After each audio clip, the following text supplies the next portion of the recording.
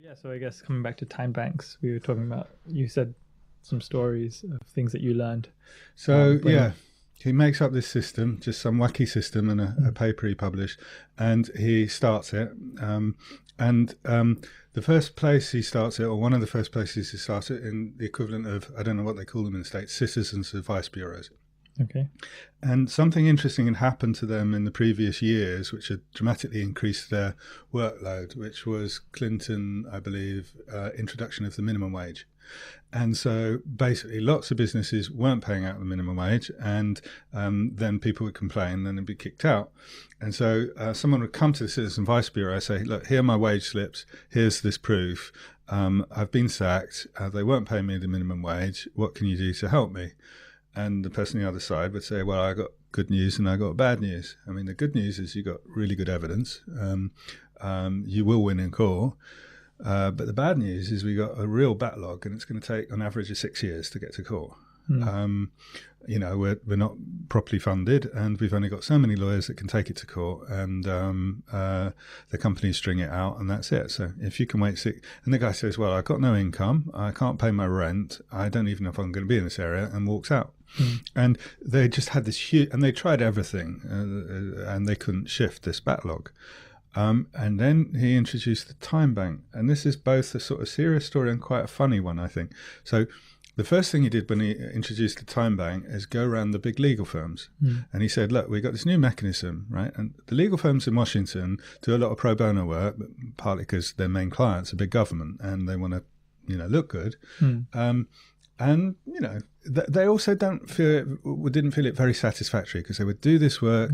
They didn't necessarily get any feedback or interaction from the people they were doing it from, and so forth.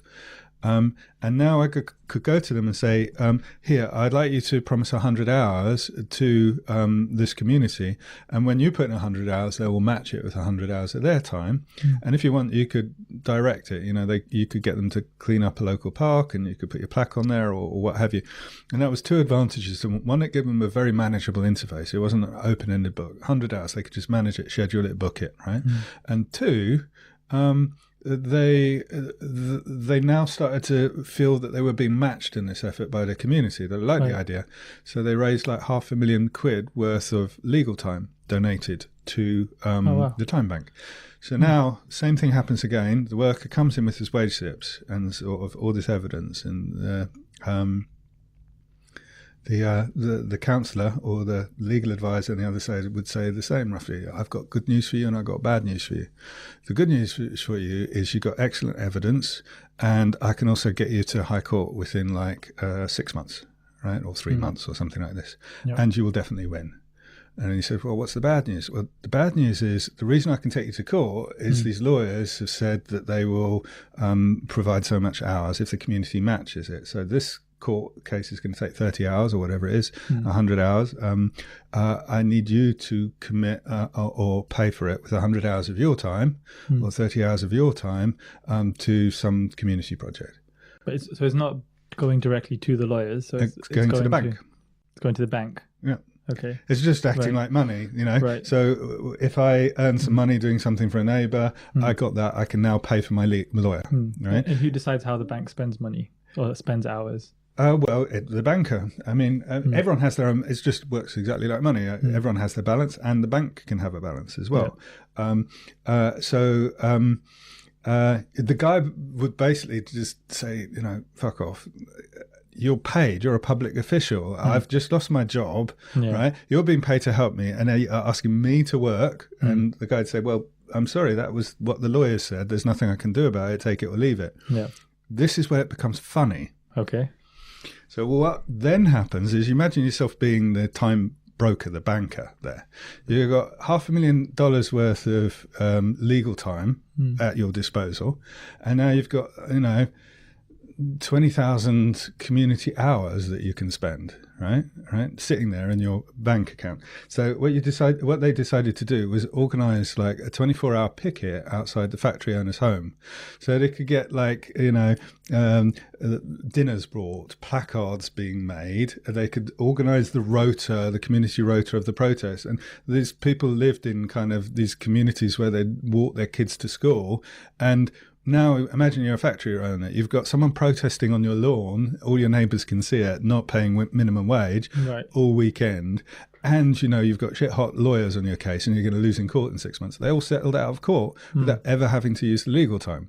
Ah, interesting. So Okay. none of the legal time was spent, right? It didn't cost anyone any money apart from the administration to set up the system, Right. Or and the the problem time. solved, right? But then that means that this time banking thing essentially became more of a political tool than because It's social work. I don't know why you say political tool. That's just social work. That's just citizen advice.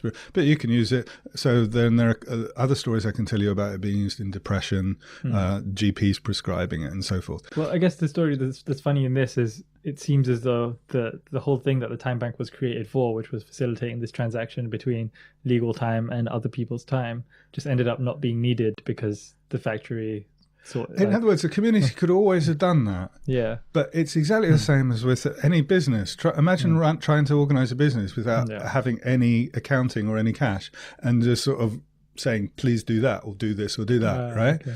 It just allows you to structure and pool and combine small bits of labour from different people and everyone to feel it is fair.